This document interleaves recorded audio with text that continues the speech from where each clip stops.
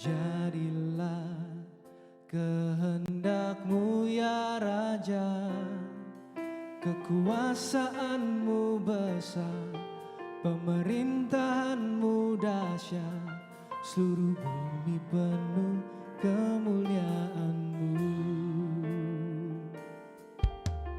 Nyatakan kerajaan-Mu, jadilah kehendak-Mu ya Raja, kekuasaan-Mu besar, pemerintahan-Mu dahsyat, seluruh bumi penuh kemuliaan-Mu. Layak Engkau, agung mulia, ajaib besar, kudus Tuhan. Layak Engkau, agung mulia, ajaib besar, Yesuslah Raja.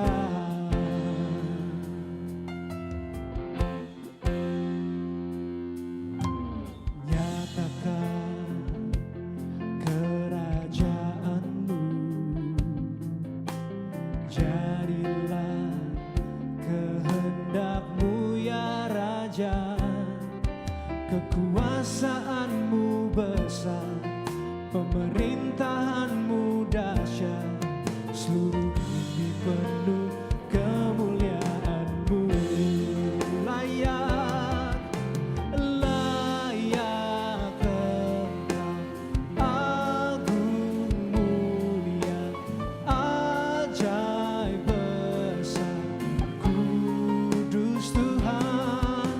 Layak Engkau, agung mulia,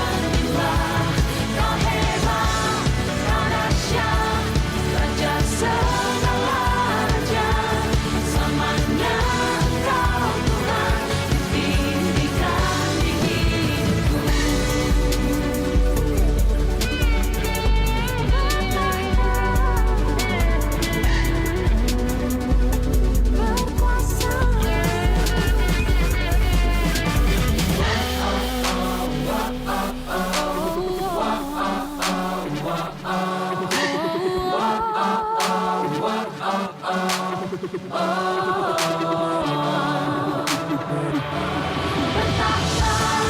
berkuasa, Raja segala raja, mulia, perkasa, surga bumi menyembah. Kau hebat, kau dahsyat, Raja segala raja, selamanya Engkau Tuhan, ditinggikan tinggi. Bertahta, berkuasa,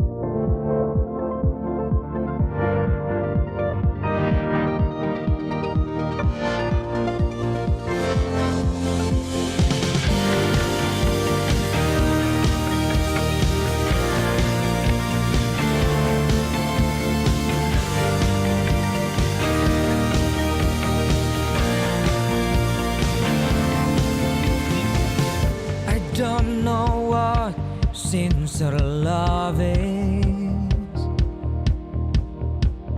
I don't know what faithful love is.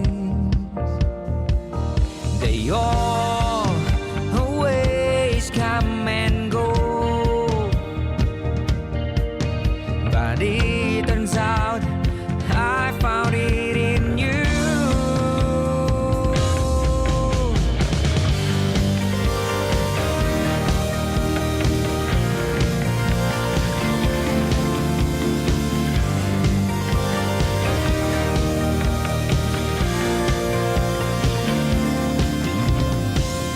I don't know what sincere love is. I don't know what faithful love is. They all always come and go, but it turned out I found it in you. You give me strength, you give me change when I fall and I'm far from you. You give me love, everlasting love. I never want to lose you. One thing I know, I found all I need. You promised me you'd never leave me. One thing I know, I found all I need. You promised me you'd never leave me. One thing I know, I found all I need. You promised me you'd never leave me. One thing I know, I found all I need. You promised me you'd never leave me. You give me strength, you give me change when I fall and I'm far from you.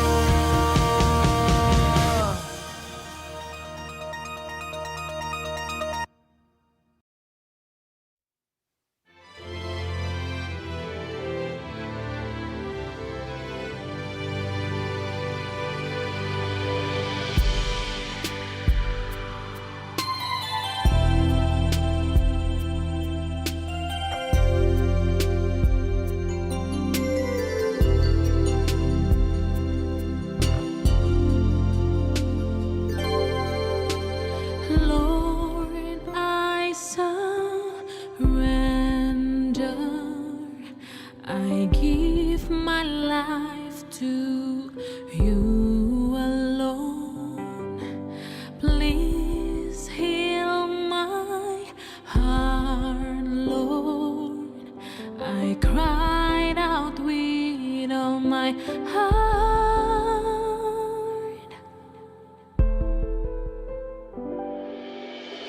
I thank you, Lord. I thank you, Lord. Forever I will sing your great love.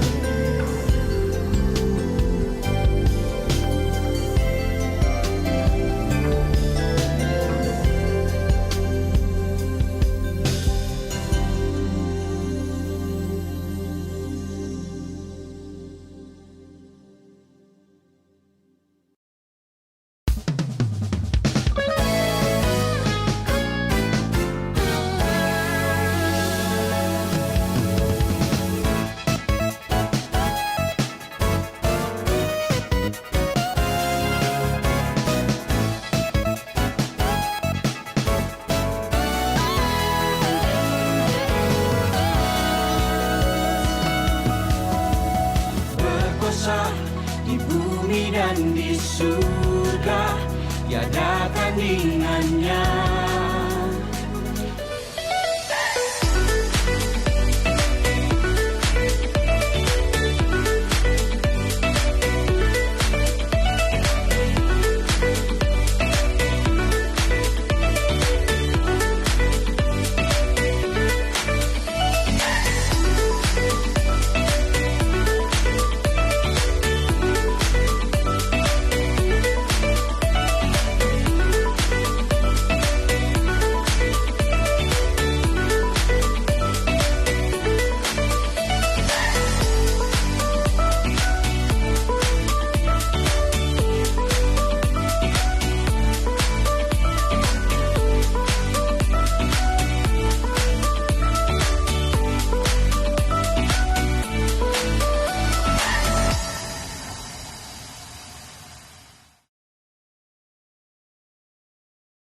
Yang biasa-biasa saja, tapi ibadah yang luar biasa karena Tuhan yang kita sembah, Dia hadir di tengah-tengah kita. Amin. Mari puji Tuhan, saya mengajak kita siapkan hati kita, hidup kita.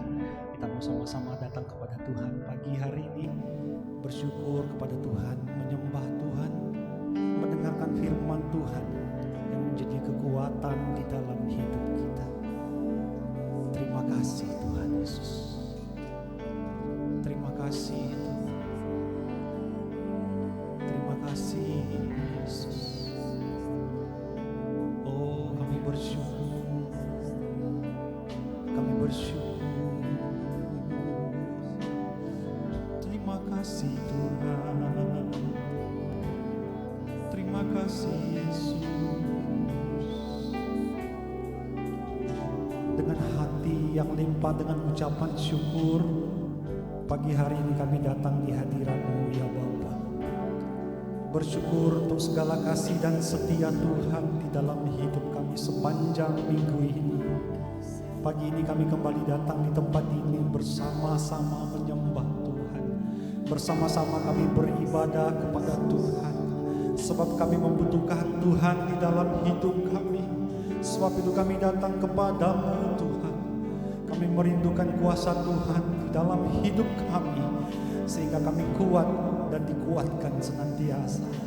Bapak, terima kasih buat anugerah Tuhan yang sempurna bagi setiap kami pagi hari ini. Kami bangun dengan tubuh yang sehat yang Tuhan berikan. Sebab itu kami membawa hidup kami pagi ini untuk datang menyembah beribadah kepada Tuhan. Kami merindukan lawatan Tuhan. Kami menanti-nantikan kuasa-Mu dicurahkan, mengubahkan kami, menguatkan yang lemah, bahkan yang sakit disembuhkan, yang susah dihiburkan, karena kami tahu ada kuasa di dalam ibadah kami kepada Yesus. Terima kasih Tuhan. Terima kasih ya Bapa. Terima kasih Tuhan. Kami merindukan hadirat-Mu di sini.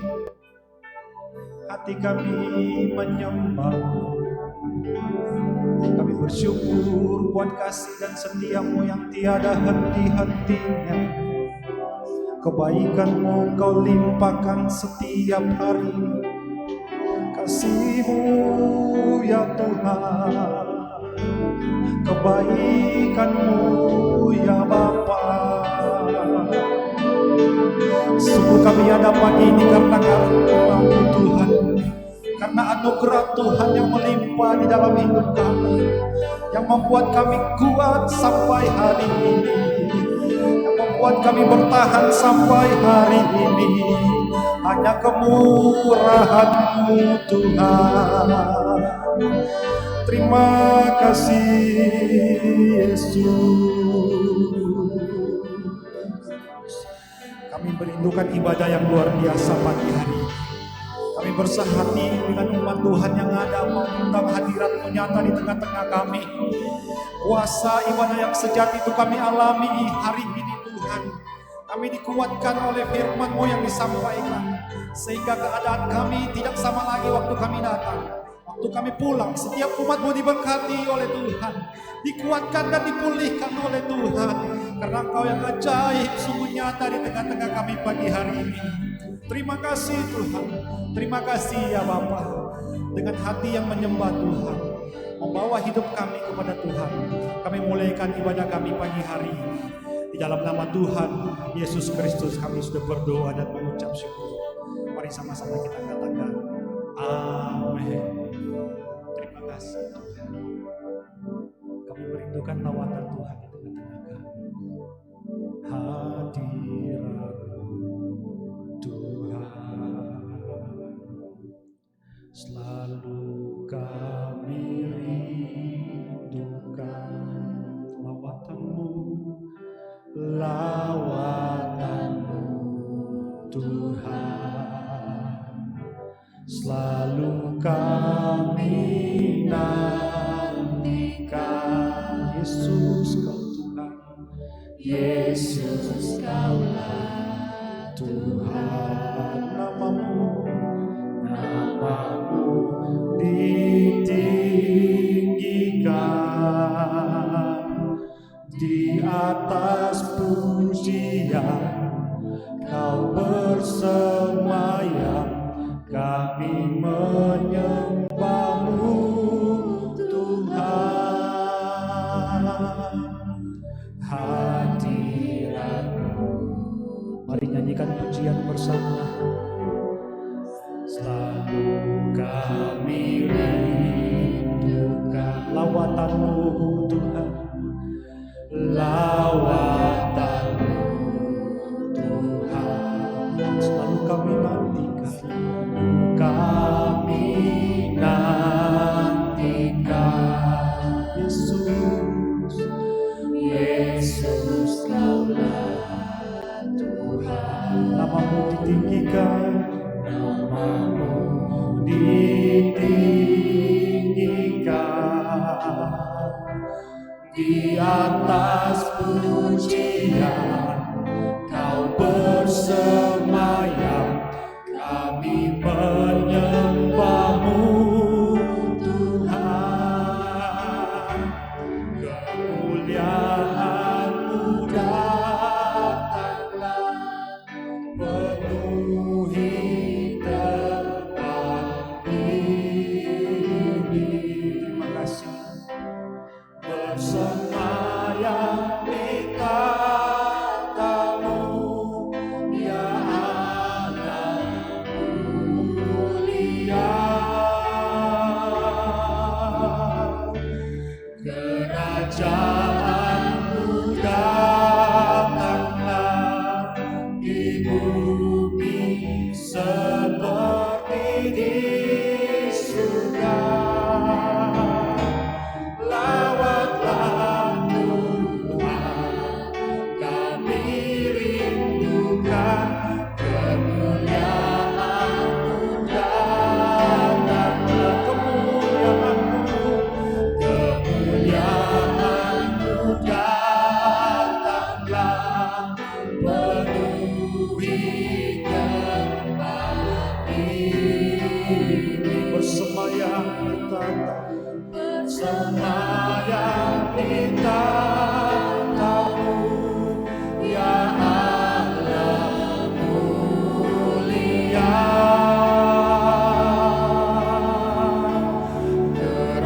Kerajaan-Mu datanglah di bumi seperti di surga.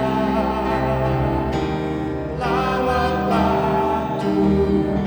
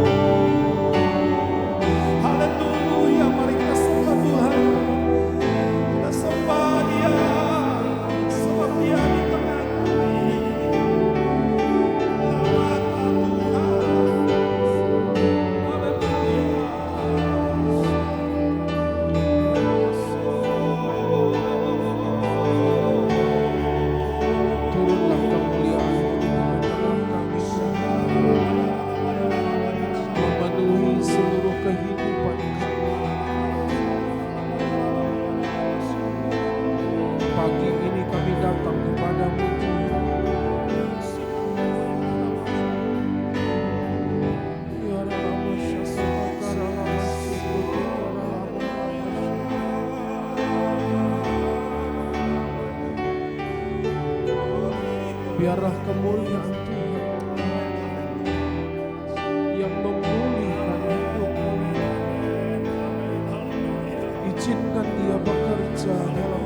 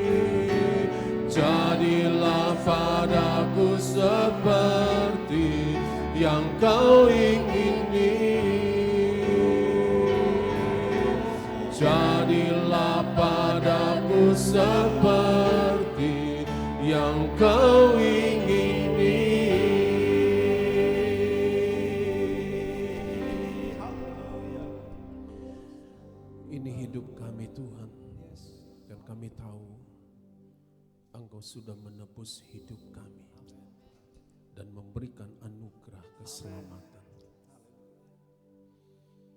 Biarlah kami boleh tinggalkan cara hidup kami yang lama, memperbaharui terus kehidupan kami Tuhan, supaya kami boleh berkenan kepadamu. Makasih Tuhan untuk pujian, penyembahan dan pengagungan kepadamu yang kami boleh berikan pagi ini Tuhan. Biarlah itu boleh menyenangkan hatimu, menyukakan hatimu Tuhan. Dan kami juga sediakan hati kami sebagai tanah yang subur, supaya setiap benih dari firman yang ditabur boleh bertumbuh Baik kami yang ada di tempat ini maupun yang ada di rumah Tuhan. Kami siapkan hati kami. Berbicaralah Bapa kepada kami. Roh Kudus beri pengertian. Supaya kami boleh mengerti Tuhan akan setiap perkataan dari firman-Mu ini. Terima kasih Bapa. Terima kasih Tuhan Yesus. Terpujilah nama-Mu Tuhan. Dalam nama Yesus kami berdoa. Amin. Amin. Puji Tuhan. Selamat pagi Bapak Ibu sekalian yang dikasihi Tuhan. Shalom. Senang kita boleh bersama-sama kembali pagi hari ini. Nah Bapak Ibu yang dikasihi Tuhan, minggu yang terakhir dari bulan November, lebih kurang 30-an hari lagi kita akan mengakhiri tahun 2020, masuk ke tahun 2021. Nah saudara, kita tahu waktu akan berjalan terus. Waktu tidak akan pernah menunggu kita. Jadi siap atau tidak siap, mau atau tidak mau, waktu itu akan terus berjalan. Dan dia tidak akan pernah tunggu kita. Dan tidak selamanya dalam hidup ini ada second blessing atau berkat kedua atau kesempatan kedua. Kadang-kadang satu kali kesempatan itu datang dan dia lewat dan tidak pernah balik lagi. Nah biarlah dalam kehidupan ini saudaraku, kita terus diperlengkapi karena kita tahu bahwa keselamatan yang Tuhan berikan kepada kita dan kita akan terus kerjakan itu, memperbaiki terus kehidupan kita, diperlengkapi terus oleh Tuhan, dan kita mau terus diperlengkapi kehidupan kita ini supaya kita ini makin serupa dengan Kristus. Nah hari ini saudaraku, kita akan mau belajar bagaimana, saya beri topik khotbah saya tentang didikan Tuhan.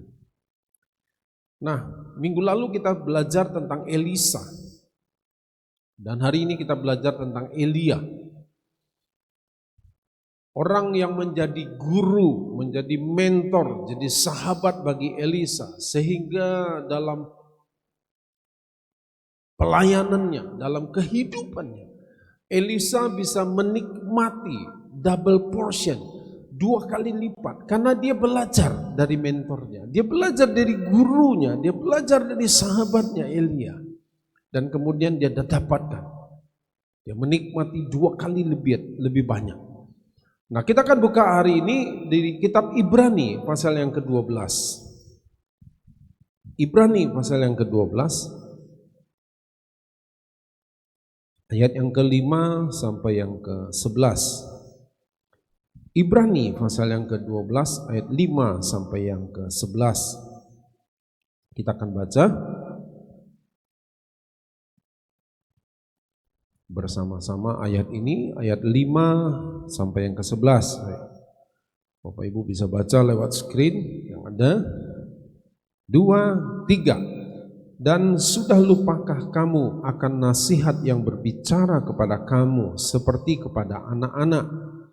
Hai anakku, janganlah anggap enteng didikan Tuhan, dan janganlah putus asa apabila engkau diperingatkannya. Karena Tuhan menghajar orang yang dikasihinya, dan Ia menyesah orang yang diakuinya sebagai anak. Jika kamu harus menanggung ganjaran, Allah memperlakukan kamu seperti anak. Di manakah terdapat anak yang tidak dihajar oleh ayahnya? Tetapi jikalau kamu bebas dari ganjaran yang harus diderita setiap orang, maka kamu bukanlah anak, tetapi anak-anak gampang. Selanjutnya dari ayah kita yang sebenarnya kita beroleh ganjaran dan mereka kita hormati.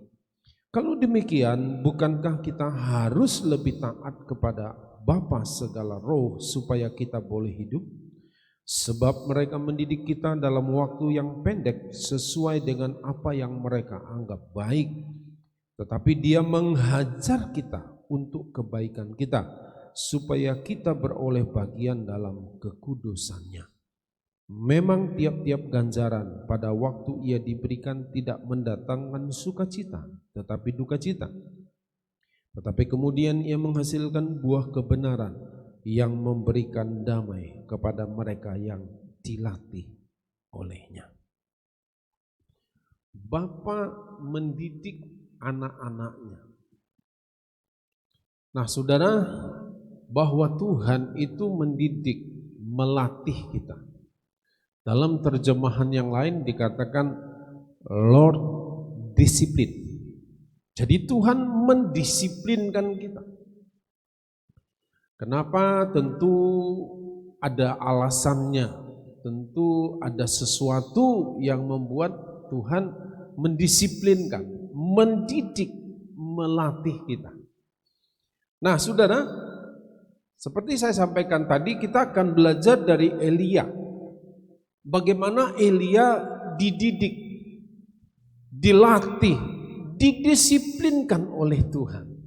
Dan bagaimana dia mengawalinya dan kemudian bagaimana dia mengakhirinya setelah dia masuk dalam diklat ya, pendidikan latihan ini. Tentu ada sesuatu yang berbeda. Ada sesuatu yang dihasilkan dari kehidupan Elia sehingga pada waktu dia siap. Ini yang saya sampaikan beberapa waktu yang lalu. Kalau saudara mengharapkan sesuatu yang besar kita terjadi dalam hidup kita, maka kita harus siapkan kapasitas kita. Kita nggak bisa ala kadarnya, nggak mungkin. Kalau kita mengharapkan, menginginkan sesuatu yang besar, Tuhan kerjakan dalam hidup kita dan kita mengalami, menikmati sesuatu yang besar itu, siapkan kapasitas kita. Kalau kapasitas kita tidak cukup, bagaimana mungkin Tuhan akan kasih? Karena ingat, anggur baru harus masuk ke dalam kirbat yang baru. Tuhan tidak pernah mau anggurnya terbuang, kantong kulitnya robek. Tuhan tidak mau hidup kita hancur gara-gara berkat yang Dia berikan. Enggak. Nah, untuk itulah kita perlu mempersiapkan. Nah, Tuhan mendidik, melatih Elia, Dia mempersiapkan. Nah, kita lihat bagaimana dia memulai dan bagaimana kemudian dia mengakhiri setelah dia dilatih. Raja-Raja pasal yang ke-17. 1 Raja-Raja pasal 17 ayat 1 akan begini. Lalu berkatalah Elia orang Tisbe dari Tisbe Gilead kepada Ahab. Ini sampai di sini saja. Lalu berkatalah Elia orang Tisbe. Saudara, kalau saudara cari peta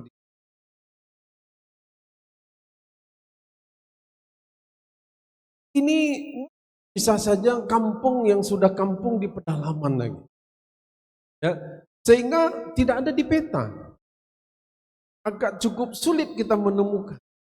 Hanya disebutkan dalam Elia ini muncul, disebutkan hanya Elia di orang Tisbe, itu saja.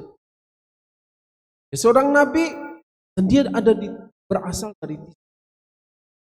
Nah, saudara, kemudian kita lihat setelah itu dia bertemu dengan. Nah, dalam kondisi seperti apa dia hidup di zaman itu? Kalau kita tahu, saudara, Israel itu sudah terpecah menjadi dua, kerajaan utara dan kerajaan. Nah, rajanya sebagian besar terpecah menjadi dua itu. Sebagian besar mereka itu adalah orang-orang yang sudah tidak setia lagi kepada Tuhan. Kalau Bapak Ibu perhatikan itu, raja digantikan oleh anaknya, digantikan ini, yang ini berontak, membunuh ini yang menjadi raja. Dan tidak ada dari kerajaan yang hidup. Semua menyembah kepada berhala. Semua menyakitkan hati Tuhan. Dan Elia dia hidup di negara di mana orang-orang membenci, tidak percaya dengan Tuhan. Padahal dia orang Israel. Seharusnya dia beribadah, dia menyembah kepada Tuhan, tapi kenyataannya dia menyembah kepada berhala. Sehingga berulang kali disebutkan dia melakukan satu kejahatan, satu dosa menyembah kepada berhala. Tidak ada lagi raja-raja yang seperti dia. Nah, kemudian yang menjadi raja pada waktu itu Dan lebih menyakitkan hati Tuhan lagi, dia menikah dengan Isabel. Isabel ini adalah anak seorang raja yang ada di Sidon, di luar Israel. Dan dikatakan dia ini penyembah kepada berhala. Berhala itu, Baal itu yang dibawa ke Israel. Dan itu makin membuat orang Israel berubah. Hampir semua. Dia hidup di zaman. Elia muncul hanya disebutkan sebagai orang dari Tisbe. Kemudian dia katakan kepada Ahab. Apa yang dia katakan? Lanjutkan baca tadi. Demi Tuhan yang hidup, Allah Israel, yang kulayani, sesungguhnya tidak akan ada embun atau hujan pada tahun-tahun ini kecuali kalau. Baal adalah satu dewa yang dipuja oleh orang-orang, yang orang menyembah, sembahyang kepada dia. Untuk apa? Gunanya supaya Baal ini dianggap dewa yang bisa mendatangkan hujan. Karena di Timur Tengah hujan itu kan tidak terlalu sering. Karena mereka percaya Baal ini bisa mendatangkan hujan. Dan kemudian kalau hujan sering datang, jadi ujung-ujungnya memang yang disembah oleh orang ini selalu apa? Uang untuk mendatangkan. Nah, Ahab menyembah kepada Baal dan kemudian datanglah. Bahkan embun pun tidak akan turun kecuali. Kita tahu dari ayat-ayat kita pernah dengar. Kemudian dia besar kalau orang benar. Elia bahkan embun pun tidak turun. Nah, setelah Elia ngomong ini, kemudian Tuhan ngomong sama Elia, kamu pergi bersembunyi di mana? Di tepi sungai Kerit. Nah, saudara, inilah masa di mana Tuhan itu melatih Elia. Selama 3,5 tahun itulah kemudian dalam kurun waktu itulah Tuhan itu melatih Elia. Nah, kita coba lewati dulu apa pelatihannya, tapi kita lihat dulu akhirnya. Setelah dia masuk dalam diklat itu. Nah, kita lihat ayat yang ke 24. Kemudian kata perempuan itu kepada Elia, sekarang aku tahu bahwa engkau apa? Engkau disebut apa? Abdi Allah, dan firman Tuhan yang kau ucapkan itu adalah benar. Dia memulai dengan Elia orang Tisbe, tapi dia mengakhiri setelah dia diklat itu sebagai abdi Allah. Saudara, izinkan Tuhan bekerja dalam kehidupan kita, mendidik, melatih kita. Supaya apa? Supaya pada waktu kita selesai dalam didikan dan pelatihan Tuhan itu, kita naik predikatnya. Jadi orang yang berkenan kepada Allah, sebagai abdi Allah, orang yang perkataannya itu akan dipercaya, akan terjadi, kira-kira begitu. Nah, saudara, biarkan lewat didikan yang Tuhan berikan kepada kita menghasilkan sesuatu dalam kehidupan ini. Nah, apa yang Tuhan kerjakan kepada Elia? Yang pertama, didikannya itu adalah di tepi sungai Kerit. Kemudian Tuhan berkata, bersembunyilah engkau di sebelah timur, di tepi sungai Kerit. Maka aku akan mengirimkan roti dan daging setiap hari kepadamu. Elia pergi. Tidak tahu persis di sebelah mana, tapi dia itu di sungai Kerit. Setiap hari dia mengambil air minum dari sungai Kerit. Pagi hari burung gagak datang bawa hamburger. Karena roti pakai daging kan hamburger, saudara. Ya, pagi-pagi dia sudah datang bawa hamburger. Tidak tahu dari mana burung gagaknya datang, yang pasti dia bukan curi dari rumah orang, tapi Tuhan bisa buatnya. Sore hari datang lagi burung gagaknya, bawa hamburger lagi.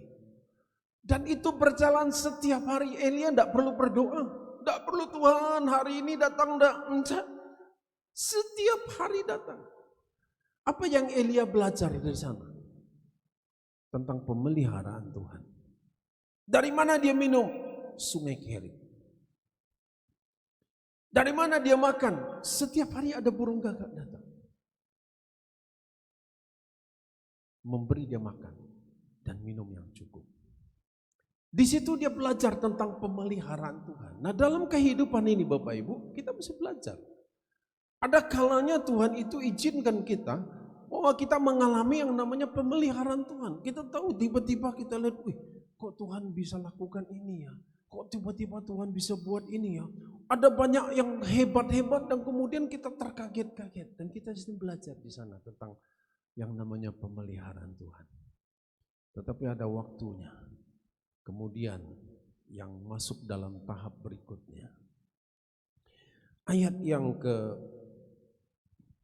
pasal 17 ayat yang ke-7. Tetapi sesudah beberapa waktu sungai itu menjadi kering sebab hujan tiada turun di negeri itu. Kita mungkin sudah menikmati pemeliharaan Tuhan.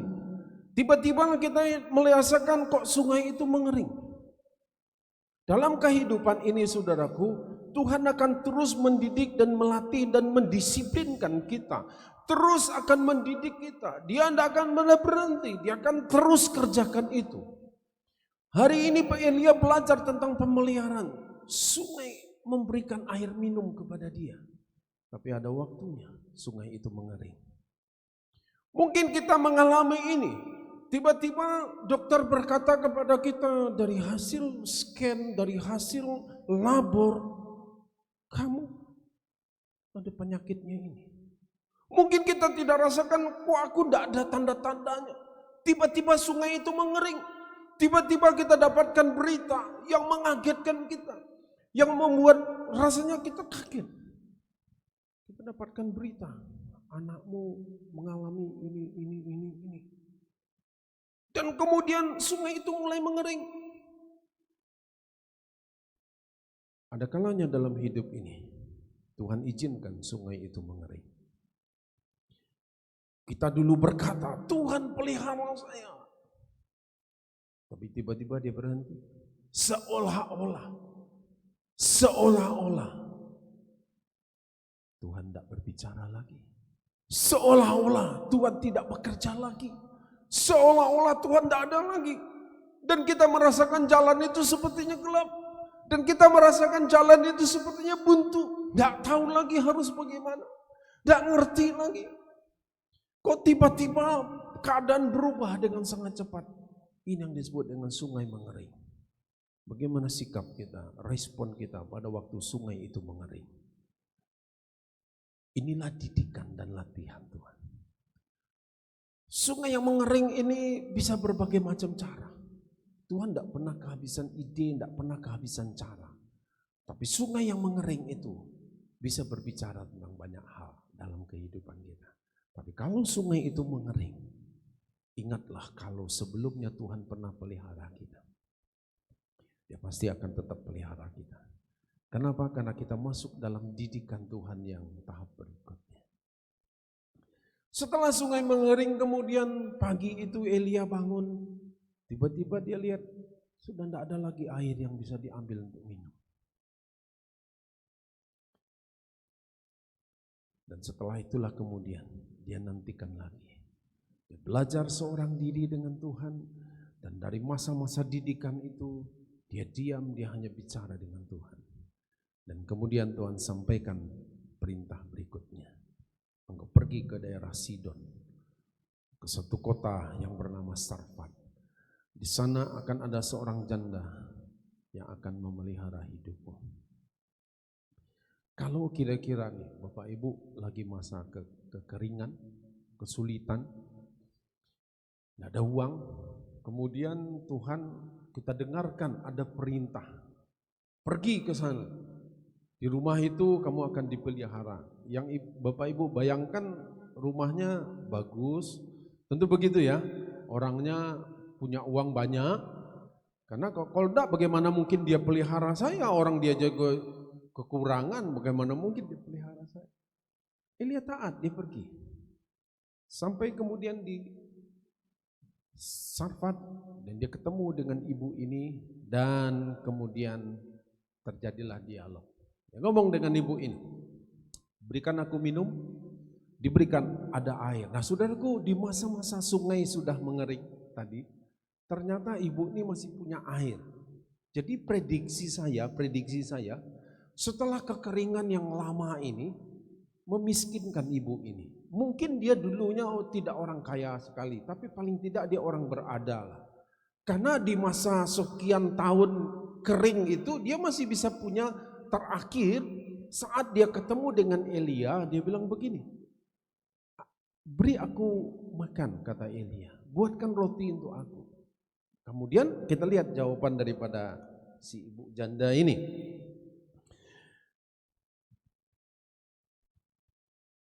Ayat 10 sampai yang ke-16.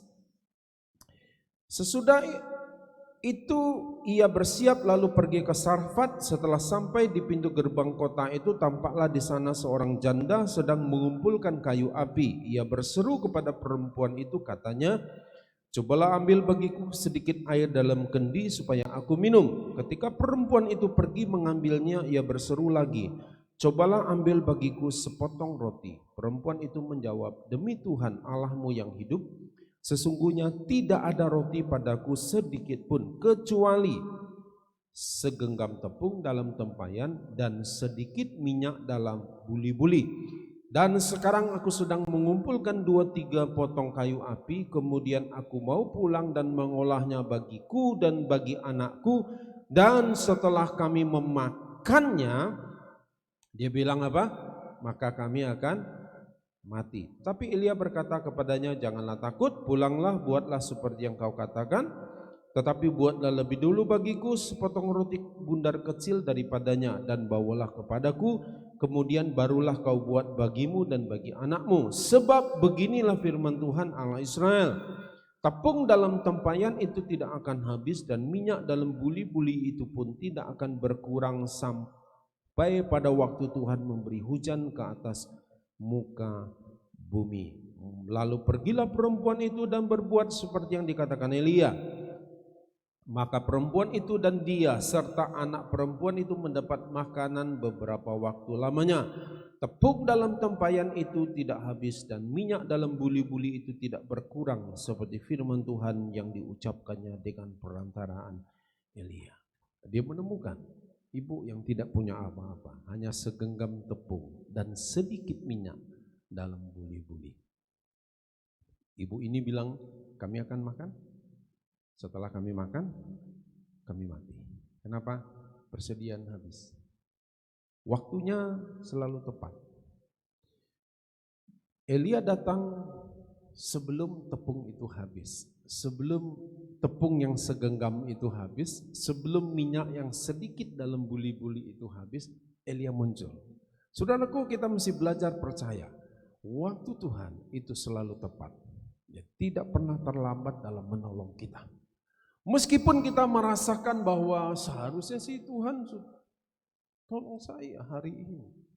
Tapi kalau hari ini belum, percayalah saudaraku, waktu Tuhan itu selalu tepat. Dia tidak pernah terlambat dalam menolong kita, dalam memberikan pertolongan kepada kita. Nah, kemudian Elia masuk dalam pelatihan yang berikutnya. Tapi keluarlah firman Tuhan, katakan, buatlah roti ini, berikan 1 bundar kecil kepadaku, kemudian kamu makan dan anakmu. Dan firman Tuhan berkata, tepung ini tidak akan ada habis-habisnya. Minyak ini pun tidak akan ada habisnya sampai nanti Tuhan mendatangkan hujan atas negeri ini. Tuhan didik dan latih Elia. Dia belajar. Kalau dulu Tuhan pernah pelihara aku, segenggam tepung pun tidak ada masalah, sedikit minyak pun dalam buli-buli tidak ada masalah. Bagi Tuhan yang sedikit itu bisa dilipat gandakan. Kenapa? Dia belajar dari pengalamannya di hari-hari yang lalu. Saudaraku, hari-hari yang lalu bukankah Tuhan sudah mendatangkan mujizat? Bukankah setiap hari dia buat keajaiban-keajaibannya terjadi dalam hidup kita? Dan kalau hari ini kita menemui jalan buntu, kalau hari ini kita merasakan kok tidak ada lagi jalan keluar, jangan berhenti. Ingat kalau yang lalu Tuhan sudah tolong, hari ini tuh pasti Tuhan tolong. Kalau di kemarin-kemarin Tuhan sudah buat mujizat, sudah nyatakan kuasanya, percayalah bahwa pertolongan Tuhan itu tidak pernah terlambat. Dan itu dialami oleh Elia. Perempuan ini lakukan itu. Dan kemudian pertolongan itu nyata. Pemeliharaan Allah berjalan. Nah, saudara,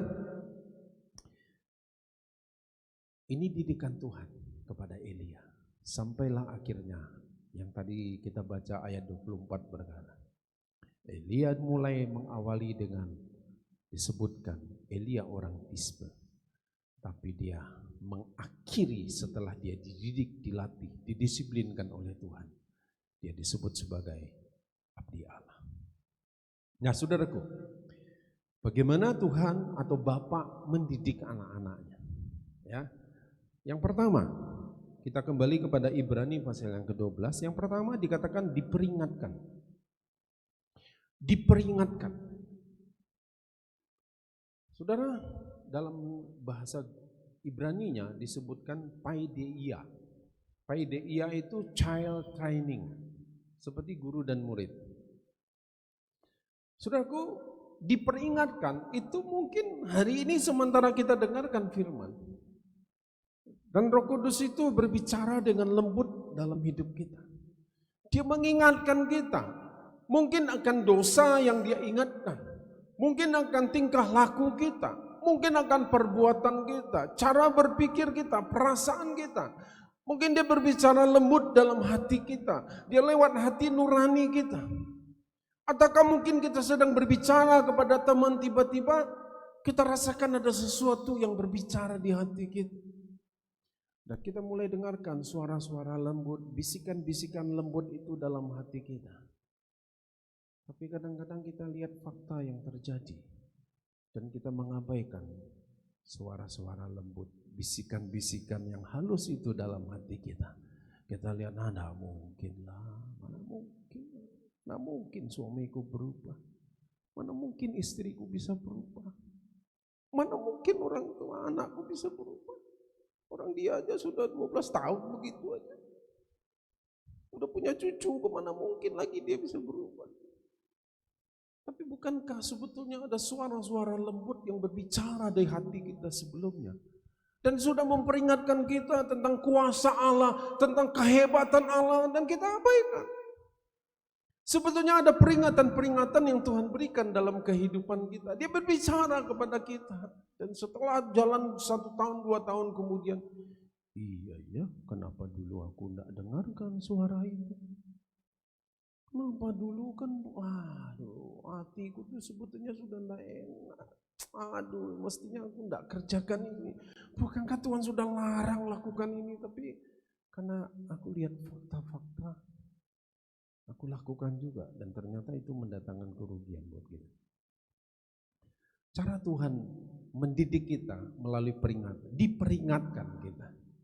Cara Tuhan memperingatkan kita macam-macam caranya. Ya, entahkah lewat khotbah ini, entahkah kita waktu kita saat teduh, entahkah kita sedang ngobrol dengan teman, entahkah lewat keadaan, lewat peristiwa, dia berbicara kepada kita.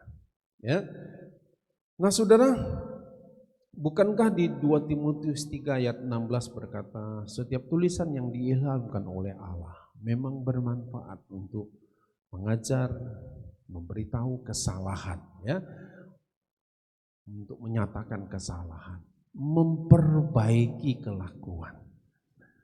Nah saudaraku, firman itu memperingatkan kita, memberitahu kita Yang ini tidak boleh kita lakukan, yang ini salah, yang seharusnya begini. Firman Tuhan yang memperingatkan kita. Ya. Nah, saudara, kemudian yang kedua, menghajar, bukan mengajar, tapi menghajar. Saya menyebut ini menghajar ini, kita lihat Amsal 13 ayat 24. Amsal 13 ayat 24. Saya menyebutnya dengan tongkat didikan. Siapa tidak menggunakan tongkat benci kepada anaknya, tetapi siapa mengasihi anaknya menghajar dia pada waktunya. Ada waktu-waktunya anak ini dididik dengan tongkat.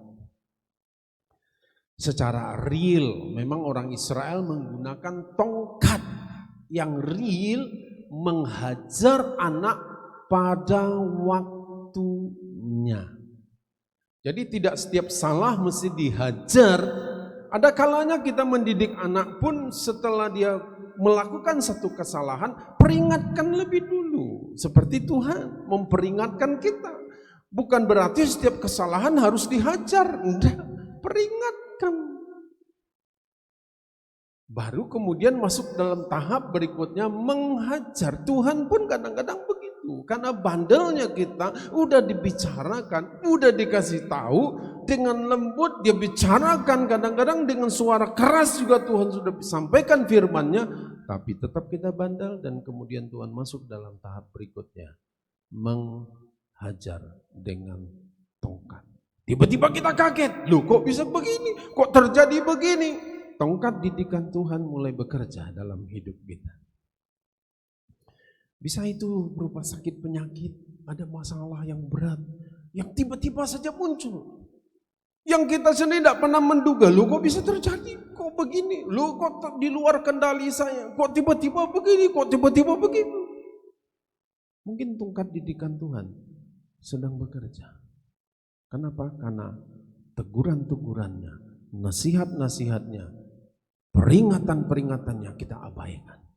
Barulah kemudian tongkat itu bekerja.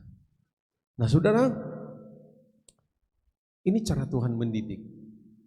Ya, janda di Sarfat ini ngalami tongkat Tuhan juga. Ya, kita coba lihat ya. Jadi kita belajar saudaraku ya. Kita kembali ke 1 Raja-Raja. Pasal yang ke-17 tadi, ayat yang ke-12 lihat. Perempuan itu menjawab, demi Tuhan Allahmu yang hidup, sesungguhnya tidak ada roti padaku sedikit pun, kecuali segenggam tepung dalam tempayan dan sedikit minyak dalam buli-buli, dan sekarang aku sedang mengumpulkan 2-3 potong kayu api, kemudian aku mau pulang dan mengolahnya bagiku dan bagi anakku, dan setelah itu kami memakannya. Maka dia bilang apa? Apa dia bilang? Kami akan mati. Kami akan mati. Ayat 17. Sesudah itu anak dari perempuan pemilik rumah itu jatuh sakit, dan sakitnya itu sangat keras sampai apa? Sampai tidak ada nafasnya lagi. Artinya sampai dia mati. Ibu ini ngomong gini, yang ada sama kami ini cuma segini, habis kami makan kami mati. Sekian waktu kemudian apa yang dia katakan betul-betul terjadi, mati anaknya. Saudaraku, mesti belajar di sini saudaraku. Kadang-kadang kan kita ini sembarang ngomong. Kita ngomong dulu baru kita mikir kan. Setelah kita ngomong baru kita mikir, salah aku ngomong. Dan berapa banyak perkataan-perkataan sia-sia yang keluar dari mulut kita. Dan kemudian setelah sekian bulan, sekian hari, sekian bulan atau sekian tahun kemudian tiba-tiba apa yang kita katakan itu terjadi. Kita salahin Tuhan lagi. Kan sama seperti ibu ini bilang, datangkah kamu ke sini untuk membunuh anakku? Walau dia yang ngomong kami akan mati. Sekarang giliran anaknya mati, salahin Tuhan lagi. Hati-hati dengan perkataan. Hati-hati dengan apa yang kau katakan. Engkau boleh bergurau, engkau boleh bercanda. tapi perkataanmu akan dipegang sama si iblis. Dalam kitab Wahyu berkata dia akan mendakwa kita siang dan malam. Pada waktu Tuhan akan berkarya, karena kita punya iman, kita percaya bahwa Tuhan punya kuasa. Dan iblis akan berkata, Tuhan, bukankah tanggal sekian, bulan sekian, tahun ini, jam segini dia pernah berkata seperti ini. Suamiku tidak akan pernah berubah. Tidak akan mungkin kau bisa rubah Tuhan, karena dia sendiri berkata seperti itu. Dan Tuhan terikat dengan firman yang ada. Dan berapa banyak kata sia-sia yang engkau ucapkan. Lebih baik cerai saja. Lebih baik cerai saja. Daripada aku sengsara begini, lebih baik cerai aja. Dan kalau suatu saat dia tinggalkan engkau, jangan salahkan Tuhan. Kenapa? Karena kata-katamu yang keluar dari mulutmu yang kau ucapkan begitu. Di mana di muka bumi ini rumah tangga yang tidak pernah bertengkar? Di mana suami istri yang tidak pernah ribut dalam rumah tangga? Itu hal yang terjadi. Kenapa? Karena kita memang berbeda.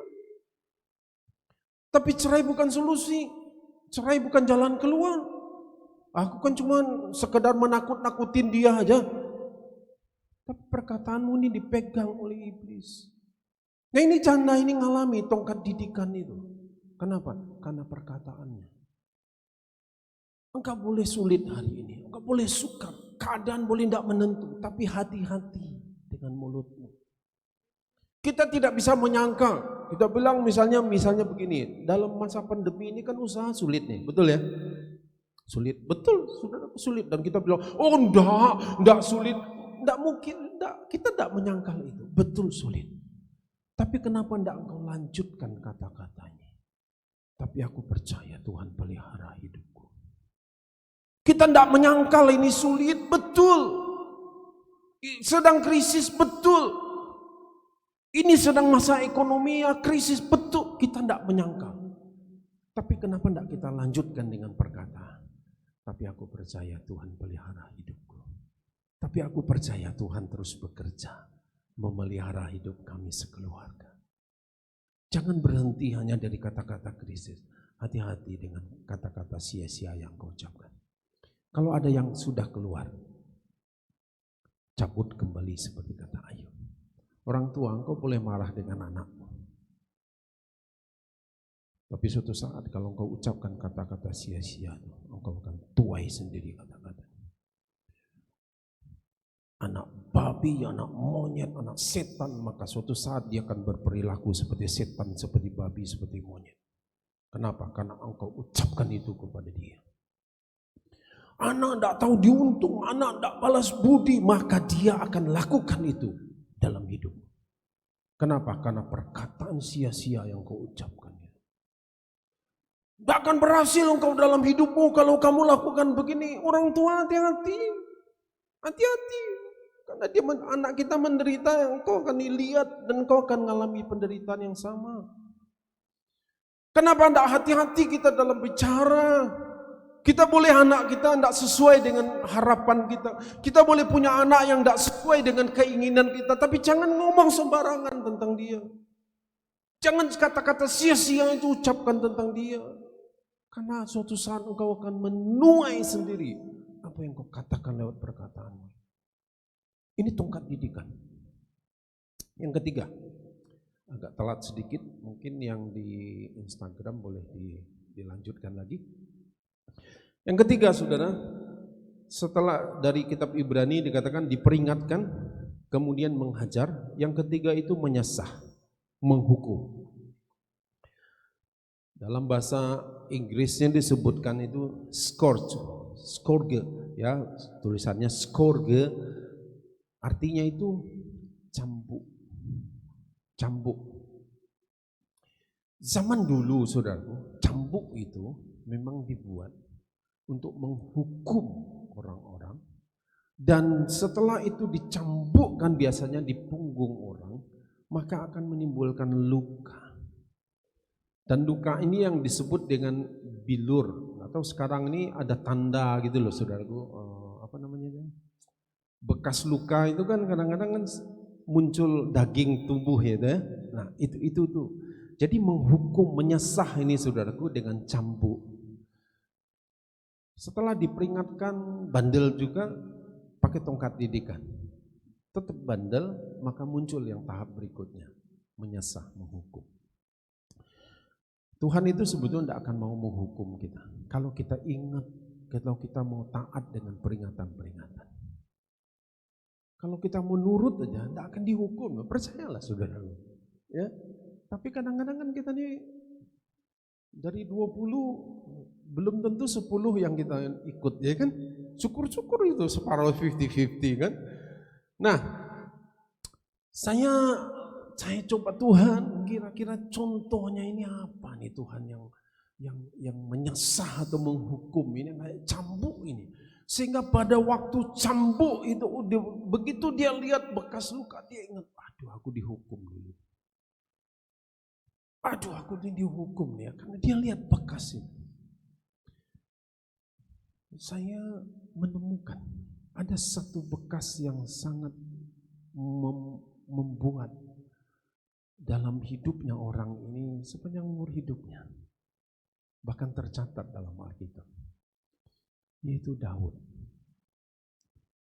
Peristiwa dia dengan Batseba, dia berzinah dengan Batseba dan kemudian dia membuat konspirasi membunuh Uria, istrinya Batseba, suaminya Batseba, dan kemudian dia kawini Batseba. Orang lain bilang dia hebat karena dia raja yang peduli dengan janda prajuritnya. Tapi Tuhan tahu apa yang tersembunyi dalam diri manusia. Dan kemudian Tuhan datang kepada Daud melalui Nabi Nathan. Dan Tuhan katakan, engkaulah orang yang berdosa. Suatu kali dia memang bertobat, minta ampun. Lahirlah anak yang dilahirkan dari Batseba dan kemudian anak itu mati. Apa cambuknya, apa bekas lukanya dalam diri Daud ini? Suatu kali setelah dia menguasai banyak daerah, aman negaranya, dan dia punya harta yang banyak, prajuritnya hebat-hebat, dia bilang gini, Tuhan, aku ini sudah punya istana yang bagus. Aku ingin dirikan rumah untukmu Tuhan, yang jauh lebih bagus dari istanaku. Kemudian Tuhan datang melalui Nabi Nathan. Dia ngomong kepada Daud ini, Daud, tanganmu berlumur darah, dan aku tidak izinkan engkau untuk membangun rumahku. Niat hatinya baik. Meskipun Daud setelah Tuhan bilang begitu dan ya, wow, terima kasih Tuhan, tapi saya percaya ada bekas cambuk itu yang dia ingat. Aduh, kenapa aku berdosa dengan ini? Kenapa aku bodoh lakukan tindakan itu? Kenapa aku lakukan ini? Ini bekas luka yang dibawa sepanjang umur hidup. Pada waktu dia mempersiapkan, dia bilang, aku berikan harta ini untuk bangun rumahku. Pasti dia akan ingat bekas luka itu. Cambuk itu dia akan ingat sepanjang umur hidupnya. Saudaraku, jangan pernah abaikan peringatan Tuhan. Kalau Tuhan sedang mendidik kita, ada peringatan-peringatan dia berikan kepada kita. Jangan abaikan itu. Kalau tingkat didikannya sudah bekerja dalam hidupnya, cepat-cepatlah perbaiki. Cepat-cepat kita berubah. Jangan sampai ada bekas luka yang menetap dan setiap kali engkau melihat itu, aduh itu aku dulu. Itu aku yang bertindak bodoh seperti itu. Bila hari ini kita mau belajar. Tuhan mendidik kita, Tuhan melatih kita, Tuhan mendisiplinkan kita. Karena Tuhan sayang sama kita. Karena kita diakuinya sebagai anak. Dan Tuhan lakukan itu. Dan kalau hari ini kita sedang dididik, dilatih, didisiplinkan oleh Tuhan, jangan pernah abaikan itu. Jalani aja. Jalani aja. Jalani aja. Karena pengkhotbah katakan, untuk segala sesuatu yang ada di muka bumi ini, ada waktunya. Ada waktu untuk dimulai, dan ada waktu untuk akan selesai. apapun. Kalau masalah sedang terjadi, kesulitan sedang terjadi, sudah diawali, percayalah akan ada waktunya. Dia akan selesai. Mari kita berdoa. Bapak, terima kasih, kami bersyukur kepadamu untuk hari ini. Makasih Tuhan. Ini kami Tuhan. Kalau kami sedang dididik, dilatih oleh Tuhan, kami mau Tuhan memberikan diri kami.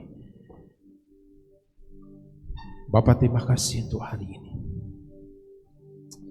Ampuni kami Tuhan. Kadang-kadang kami melupakan peringatan-peringatan. Kami sudah diberikan tongkat didikan, dihajar. Kadang-kadang kami juga lupa, kami abaikan. Kami putus asa dengan didikan, padahal sebetulnya Engkau sedang mendidik kami. Dan kadang-kadang dalam hidup ini kami juga pernah punya bekas-bekas luka, disesah. Dan itu terbawa seumur hidup kami. Setiap kali kami melihat seseorang lakukan, aduh itu aku dulu yang pernah bodoh juga lakukan dosa yang sama. Hari ini, kalau Tuhan masih memberikan kesempatan kepada kita untuk berubah, perbaiki. Kalau ada kata-katamu yang salah, minta ampun sama Tuhan. Cabut kembali perkataan ini. Ngomong sama Tuhan, ampun Tuhan, aku pernah ngomong tentang istriku, tentang suamiku, tentang orang tuaku, tentang anakku. Aku caci maki dia, aku permalukan dia. Aku ucapkan kata-kata kutuk kepada dia. Ampuni Tuhan, aku cabut semua Tuhan. Dan hari ini kami mau melihat Engkau Tuhan. Bapak, terima kasih. Ini kami anak-anak. Ini kami Tuhan. Kami mau terus Tuhan menyelesaikan didikan dan latihan-Mu, disiplin-Mu Tuhan, sehingga kami layak disebut sebagai hamba, abdi Allah. Bapak, terima kasih. Kami bersyukur untuk hari ini.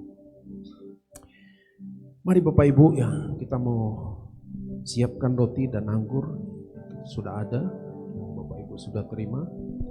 Untuk Bapak Ibu yang di rumah, Bapak Ibu bisa persiapkan anggur atau mungkin minuman lain yang bisa menggantikan anggur. Kalau nggak ada air putih pun boleh.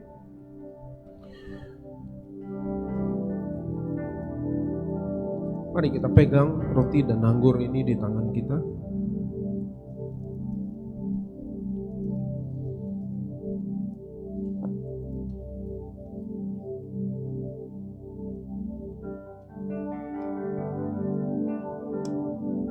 Bapa, kuduskan roti dan anggur ini Tuhan. Layakkan ini bagi kami. Biarlah persekutuan kami dengan tubuh dan darah-Mu. Hari ini Tuhan, oleh karena tubuh dan darah-Mu sudah melepaskan kami dari sebuah kutuk. Kutuk yang pernah diucapkan oleh orang lain kepada kami, atau kutuk yang pernah kami ucapkan kepada orang lain. Kami mau cabut semua. Dan hari ini Tuhan, kami mau dikuduskan, disucikan, dilayakkan. Mari saya mengundang Bapak Ibu kita bangkit berdiri. Kita angkat roti di tangan kanan kita. Mari dengarkan firman Tuhan. Sebab apa yang telah kuteruskan kepadamu telah aku terima dari Tuhan, yaitu bahwa Tuhan Yesus pada malam waktu ia diserahkan mengambil roti. Dan sesudah itu ia mengucap syukur atasnya, ia memecah-mecahkannya dan berkata, inilah tubuhku yang diserahkan bagi kamu, perbuatlah ini menjadi peringatan akan aku. Saudaraku, bukankah roti di tangan kita melambangkan tubuh Kristus yang sudah terpecah bagi kita semua? Amin, makanlah.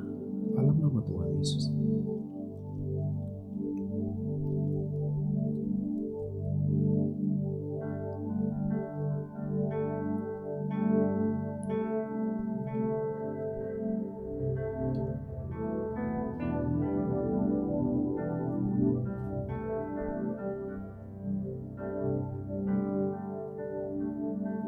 Demikian juga ia mengambil cawan sesudah makan. Kita angkat cawan di tangan kanan kita. Cawan ini adalah perjanjian baru yang dimeteraikan oleh darahku. Perbuatlah ini setiap kali kamu meminumnya menjadi peringatan akan aku. Saudaraku, bukankah cawan di tangan kita melambangkan darah Kristus yang sudah tertumpah bagi penebusan dosa kita semua? Amin. Minumlah dalam nama Tuhan Yesus.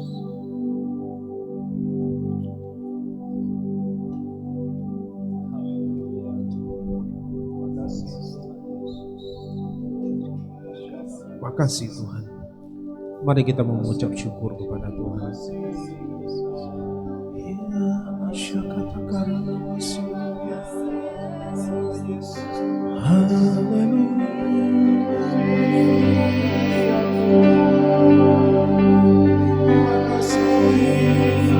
Ku telah mati dan tinggalkan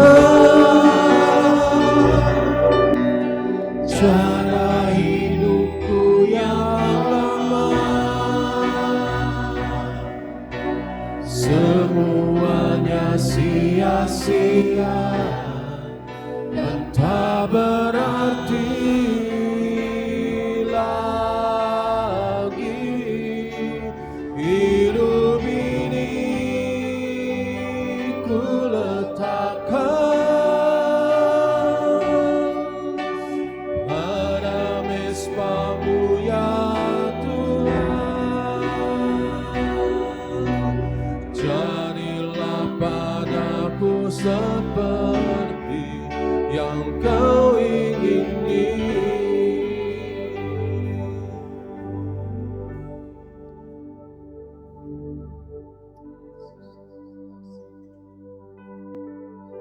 Makasih Tuhan. Ini hidup kami Tuhan. Hari ini kami membuat satu komitmen. Kami mau tinggalkan cara hidup kami yang lama. Baik itu perkataan, cara berpikir, tindakan. Kami mau buang semua cara hidup kami. Roh Kudus mampukan kami. Biarlah sementara pujian ini kita nyanyikan merupakan satu doa kita kepada Tuhan.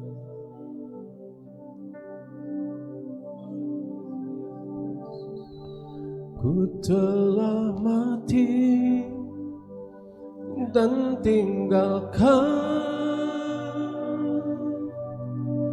cara hidupku yang lama. Semuanya sia-sia dan tak berarti lagi. Hidup ini ku letakkan pada mesbah-Mu ya Tuhan. Jadilah padaku seperti yang Kau ingini.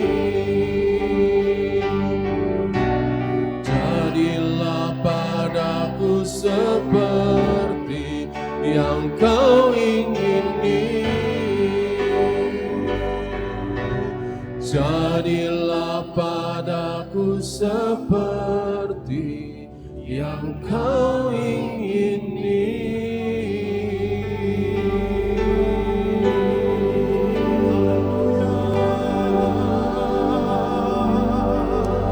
Jadilah pada kami Tuhan seperti yang Kau mau, menjadikan kami sama seperti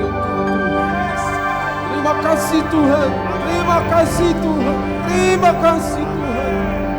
Terima kasih Tuhan. Terima kasih Tuhan.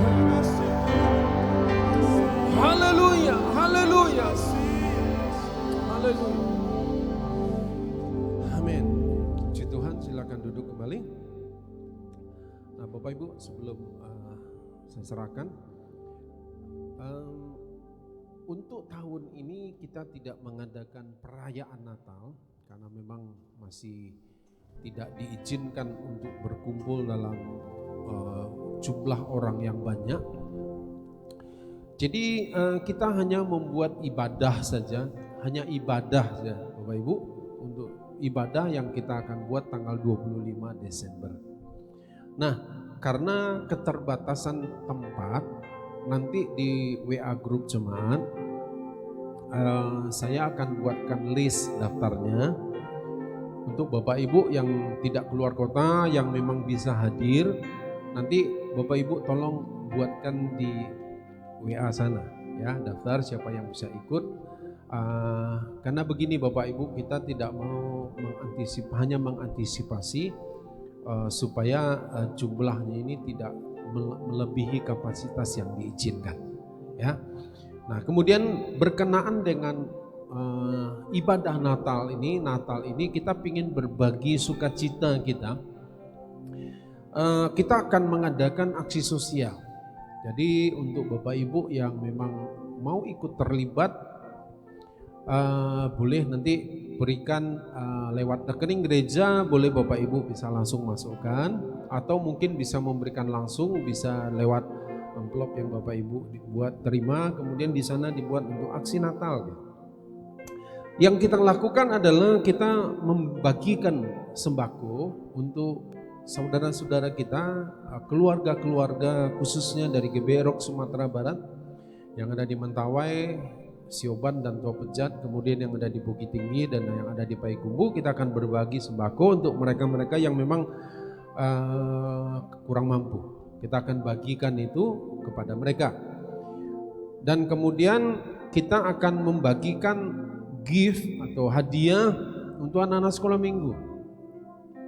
Kita berharap dengan ini mereka sudah setahun hampir setahun tidak bisa sekolah minggu, karena memang anak-anak tidak diizinkan untuk datang, dan kita ingin berbagi paling tidak momen Natal ini jadi satu memori buat kita, buat mereka, bahwa biarlah mereka juga bersukacita. Jadi kita akan bagi untuk hadiah ini kepada anak-anak di bawah 12 tahun ya.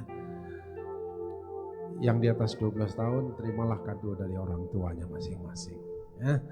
Nah, satu lagi, kemudian kita akan membagikan kalau Bapak Ibu punya pakaian yang layak pakai, jangan yang robek-robek, sepatu yang sudah lepas lemnya atau tas yang sudah terkelupas kulitnya, jangan kasih. Tapi baju atau sepatu atau tas yang Bapak Ibu daripada numpuk di rumah, tahun depan kita lihat sudah rusak, berjamur ya, daripada tidak dipakai-pakai, ayo kita akan bagi kepada saudara-saudara kita yang membutuhkan ya. Kalau Bapak Ibu, kita batasi waktunya sampai nanti tanggal 10 Desember. 10 Desember kita tutup. Karena nanti kita perlu sortir lagi, kemudian kita akan bagi ke daerah-daerah ini, untuk khususnya kita akan berbagi untuk mereka yang membutuhkan ya. Jadi pakaian atau mungkin sepatu, sendal, atau mungkin ada Bapak Ibu anaknya sudah gede tapi mainan waktu umur 2 tahun masih ada, kecuali Bapak Ibu masih mau punya anak lagi ya enggak apa-apa, simpan. Tapi kalau sudah enggak, ya udahlah bagi aja gitu ya. Boneka-boneka, mobil-mobilan, oke kita bagi ya. Jadi sampai tanggal 10 Desember kita batasi. Kemudian kalau Bapak Ibu enggak sulit, biasanya kalau datang hari Minggu boleh bawa ya. Temui nanti Bapak Andre sebagai ketua panitia 10 tahun katanya. Panitia terus, ketua panitia terus. Atau dengan tim dari Ibadah Raya, Anton, Sandra, Pak firman, boleh bagi saudara berikan ini. Hari Minggu depan boleh dibawa. Ya, kita tutup tanggal 10 Desember. Ya, oke. Kiranya Tuhan memberkati Bapak Ibu sekalian. Shalom ya.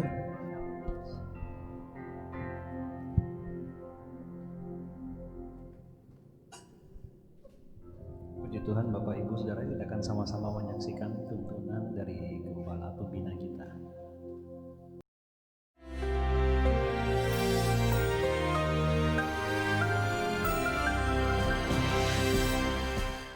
Shalom warga kerajaan. After Jordan, what next?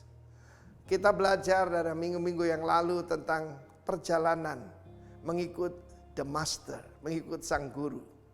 Karena itu murid-murid yang ada di Betel dan Jericho memanggil Elia itu Rabi. Ya, mereka bilang Rabi itu my teacher.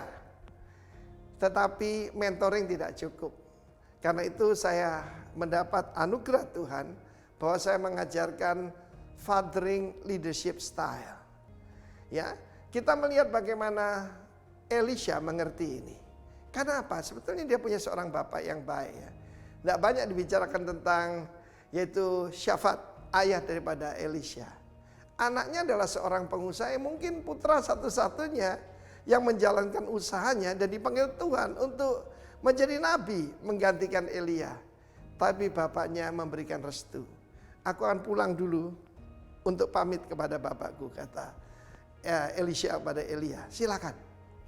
Dan kemudian dia memotong semua alat bajaknya dan memotong lembunya diberikan sebagai korban. Salah satu tanda orang yang bisa jadi murid yang baik. Nah, hitung-hitungan.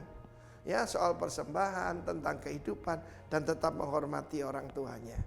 Karena itu saya kalau memilih yaitu murid yang akan jadi putra saya, hati-hati saudara. Saya lihat bagaimana sikapnya pada ayahnya. Dan kemudian Elia berkata, mintalah apa yang bisa kulakukan bagimu. Ya, sebab aku akan terangkat sebentar lagi. Berikan aku 2 bagian daripada rohmu. Dan banyak di sini hamba-hamba Tuhan gagal faham. Karena mereka mengatakan, Elia dipakai Tuhan, yaitu menjalankan 2 kali lebih besar dan 2 kali lebih banyak mujizat daripada yang dilakukan Tuhan melalui Elia. Kita hidup di dalam dunia yang mementingkan performance, bukan relation. Ya, kita tidak mengikut religi loh. Ini relasi. Dan kita tahu bagaimana orang menjadi bapak rohani karena punya hubungan. Bukan karena kita jadi penyumbangnya Beni Hinn, kita jadi putranya Beni Hinn. Ingat itu. Dan pada saat itu dia berkata, yang kau minta sukar. Tapi apabila engkau bisa melihat aku terangkat ke sorga, maka terjadi kepadamu. Karena itu setiap anak-anak Tuhan, saya tidak ngerti kenapa mesti tunduk kepala, pejamkan mata. Yesus kalau berdoa melihat ke langit. Mari kita tiru Tuhan Yesus. Supaya kita tahu, apapun masalah di dunia ini, ada jalan keluar karena dia ada di sebelah kanan Allah Bapa yang Maha Kuasa. Saudara yang kasih Tuhan, jadikan aku your firstborn son. 2 bagian rohmu itu jadikan aku putra sulungmu. Dan kemudian ketika Elia terangkat, jubahnya lepas dan turun diambil oleh Elisha, tapi dia menyobek jubahnya sendiri dan memakainya, and the rest is history. Bagaimana dia dipakai Tuhan secara luar biasa. Saya bersyukur Tuhan memberikan orang tua rohani dalam hidup saya. Salah satunya Bapak Pendeta Dr. Alex Abraham yang sekarang sudah bersama Tuhan Yesus. Dan saya belajar banyak sekali pada beliau, dan karena beliau memberikan banyak kesempatan pada saya juga melakukan yang sama kepada anak-anak rohani saya. Bagi Anda yang mendengarkan berita ini dan Anda tidak punya bapak rohani, dan para pemimpin yang tidak punya putra-putra rohani, biarlah kita sadar, life is a journey. Dan itu sukses ketika kita bisa memberikan tongkat estafet pada pemimpin berikutnya. Tuhan memberkati, dan kiranya Tuhan memberkati Anda, punya bapak rohani dan punya putra rohani. God bless you warga kerajaan. Capailah destinimu, in Jesus name. Amin. Amin. Puji Tuhan, Bapak Ibu, kita akan sama-sama menutup ibadah kita. Mari saya jemput kita bangkit berdiri bersama-sama. Sekali lagi kita sama-sama menyembah Tuhan. Ku sembah Kau Tuhan, ku mengangkat tanganku selamanya. Kau ajaib, Ku sembah Kau Tuhan, ku sembah Kau Tuhan, ku mengangkat wajahku selamanya. Kau hebat bagi kami, kami katakan haleluya. Haleluya,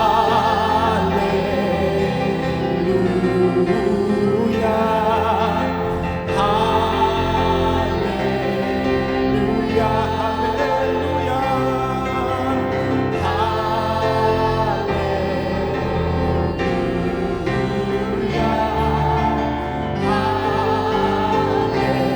Sekali lagi bersama, Kau yang kami sembah, Kau yang kami puji, haleluya. Sembah Kau Tuhan, ku mengangkat tanganku selamanya. Kau ajaib bagiku, Kau yang kami sembah. Ku sembah Kau Tuhan, ku mengangkat wajahku selamanya. Kau hebat bagi bagiku, kami katakan haleluya.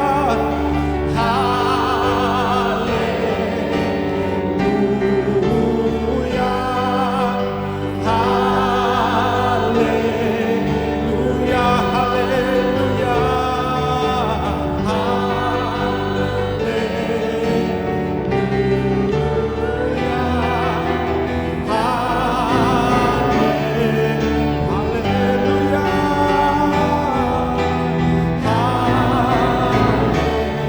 sekali lagi haleluya, haleluya.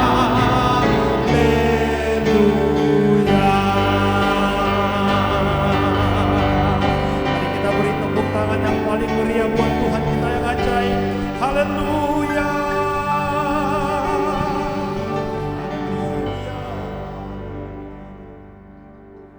Mari Bapak Ibu kita bersatu dalam doa.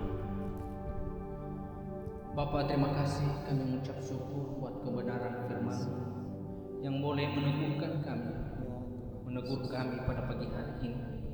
Terima kasih Tuhan atas segala kebaikan-Mu dalam hidup kami. Ampuni semua dosa dan kesalahan kami yang tidak sesuai dengan kebenaran firman yang telah kami perbuat di hadapan-Mu pada hari-hari ini, baik dalam setiap tingkah laku kami, perkataan ucapan bibir kami yang sia-sia.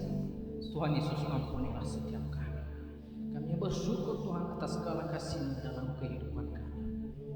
Bapa, terima kasih buat siang hari ini. Kami berdoa Tuhan buat bangsa dan negara kami. Tuhan berkati bangsa dan negara kami. Berkati para pemimpin kami Tuhan Yesus. Berikan mereka roh yang takut akan Engkau Tuhan, sehingga setiap kebijakan, keputusan yang mereka ambil pada hari-hari ini, kiranya itu semua berasal daripada Tuhan.